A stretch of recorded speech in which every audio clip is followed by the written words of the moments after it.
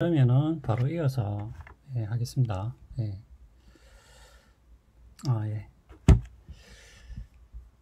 자, 그러니까 그러면 이제 결국은 뭐 분석 윤리학이 약간은 이제 언어 분석이죠. 뭐 분석 철학이 약간 그런 경향이 있죠.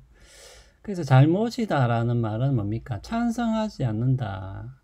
그러니 그렇게 알고 행동하라라는 이제 그런 의미라는 거죠. 예.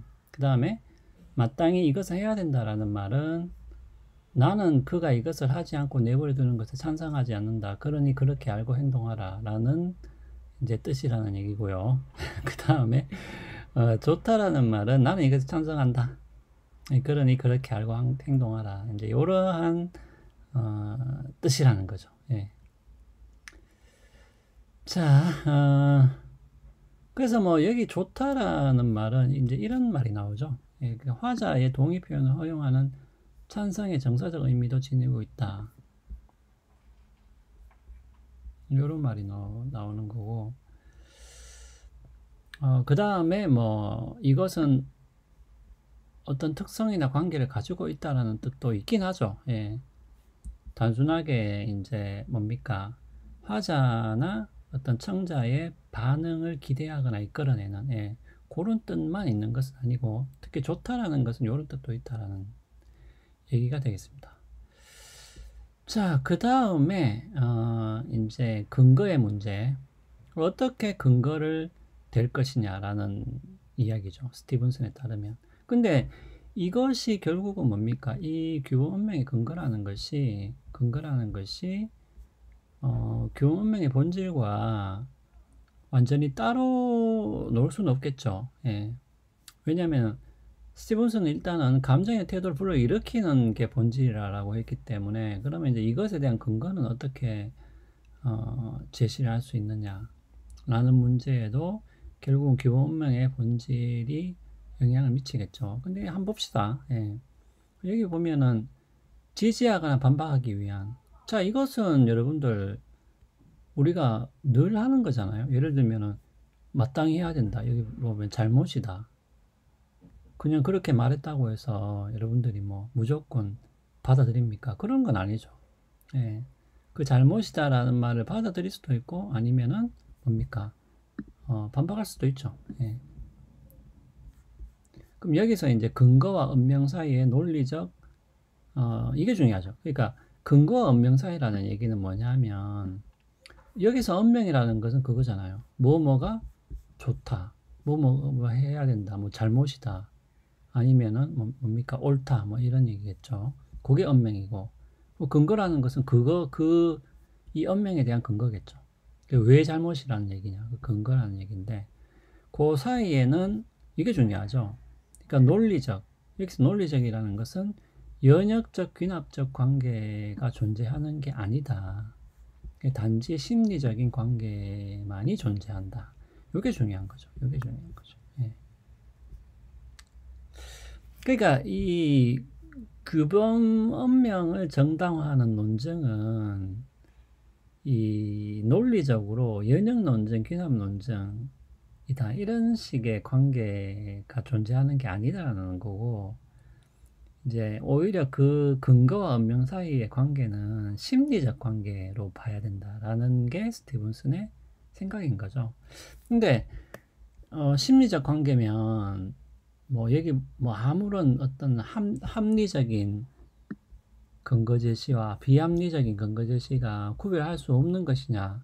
또 스티븐슨 이야기는 또 그렇지는 않다는 거죠. 심리적 관계만이 존재하는데도 어떤 것은 합리적이고 어떤 것은 비합리적이라고 말할 수 있다라는 얘기인데, 하나는 뭐냐면, 그러면 이게 합리적인 근거 제시가 되려면 여기 보면 이제 사실에 대해서 이야기를 하면, 사실을 근거로 해서 이야기를 하면 이것이 합리적인 근거 제시가 되는 것이고, 이제 영향을 미치는데 적합한 다른 수단이 동원되면, 그러니까 사실이 아닌 다른 수단이 동원되면은 비합리적이거나 설득적이다. 이렇게 스티븐슨 구분했습니다. 예. 그 다음에 뭡니까? 여기 나오죠. 규범 운명에 대해서 근거를 제시하는데 이 규범 운명을 정당화할 때 그 정당화가 타당한지 아닌지는 어떻게 아느냐. 그렇게 이야기하는 거죠. 예. 아니 이거는 그렇죠. 왜냐하면 어떤 사람이 잘못이다라고 이야기했고 그 잘못에 대한 근거를 댔어요. 그러면 그러한 논쟁이 타당한지 아닌지를 어떻게 아냐.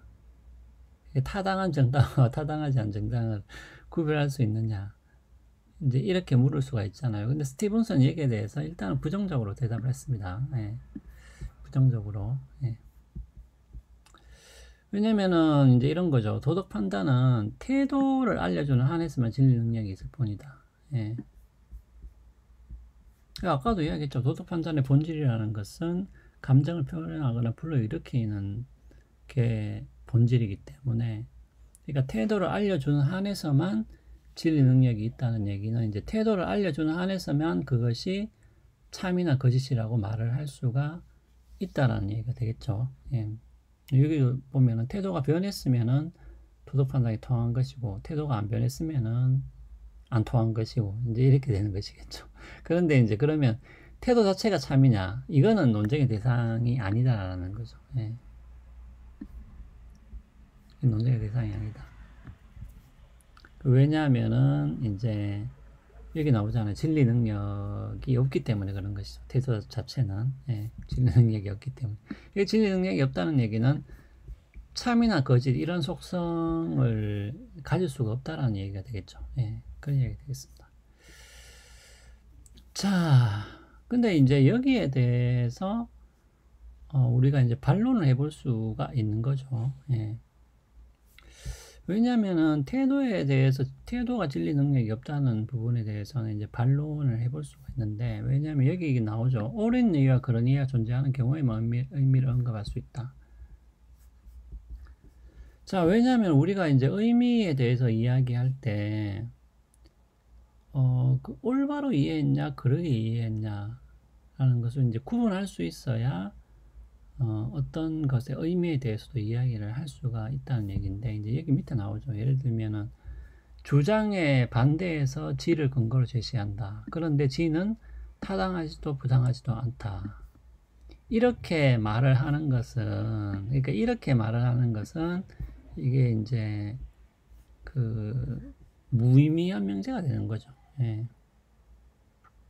아니, 그러니까 이제 이 말이 갑자기 왜 튀어나왔냐 하면 이제 이런 거잖아요. 도덕 판단은 화자의 태도를 알려준다.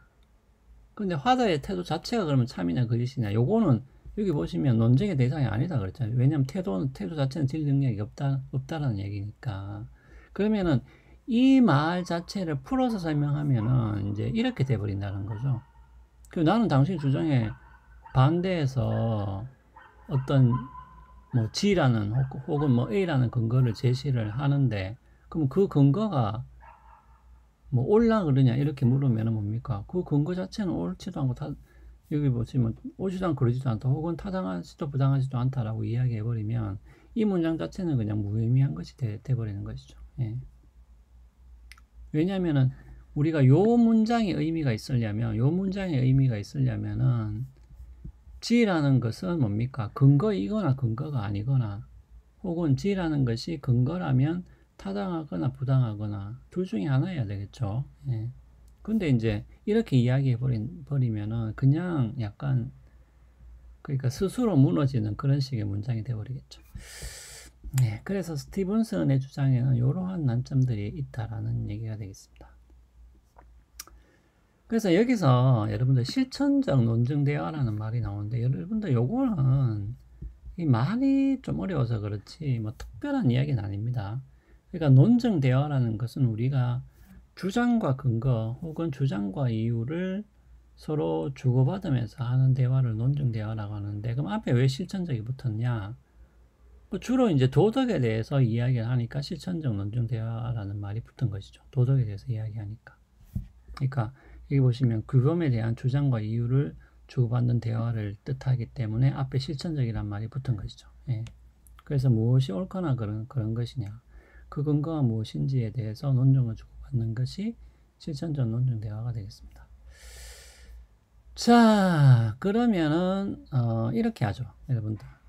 자, 자 이제 그러니까 계속 이제 이런 시나리오로 가는 겁니다. 그러니까 규어 음명의 본질이 뭐냐라는 게 정의가 되고 그 다음에 그 근거 정당화는 어떤 식으로 하느냐.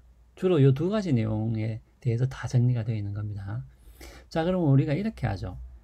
스티븐슨의 이야기는 여러분들이 이제 조금 이해를 했을 겁니다. 대충 어떤 내용인지. 그러면은 바이어로 넘어가 보죠. 아니, 왜냐하면은 이 오스틴하고 헤어는 이 내용이 좀 많아요. 이 내용이 많아가지고 자칫하면은 이게 예, 약간 이 산으로 갈 수 있거든요. 그래서 스티븐슨하고 바이어를 먼저 하면 여러분들이 이 대충 이야기가 어떻게 흘러간다는 것을 좀 짐작하기가 쉬워요. 요 두 사람이 좀 정리가 좀 잘 돼 있습니다. 그래서 스티븐슨 봤으니까 제일 밑으로 가서 바이어를 한번 보죠. 예, 바이어가 조금 잘 좀 정리가 돼 있어요. 예, 좀 깔끔하게 예, 무슨 얘기인지 해서 한번 봅시다. 예. 왜냐하면 이제 스티븐슨 바이어를 여러분들이 이해를 하고 나면 이제 상대적으로 이제 오스틴 헤어 툴민은 좀 쉽게 이해를 할 수가 있어요. 예. 근데 이제 오스틴 헤어 툴민을 길게 이야기하다 보면은 좀 지루하기도 하거니와 약간 좀 정리가 안 되는 부분이 있습니다. 예. 그래서 바이어는 조금 예, 깔끔하게 좀 정리가 되어 있어요. 예. 그래서 요거를 보시면은 대충 어떻게 이야기가 흘러간다는 것을 여러분들이 좀 알 수 있을 겁니다. 자, 그럼 바이어를 한번 봅시다. 바이어도 똑같아요. 그럼 나는 무엇을 할까? 나는 무엇을 할 것인가? 이 말이죠. 그러니까 요 물음은, 이거는 물음. 네, 요 질문은 요 뜻이다. 내가 할 수 있는 최선의 행동은 무엇인가? 라는 뜻이다. 라는 거죠. 예.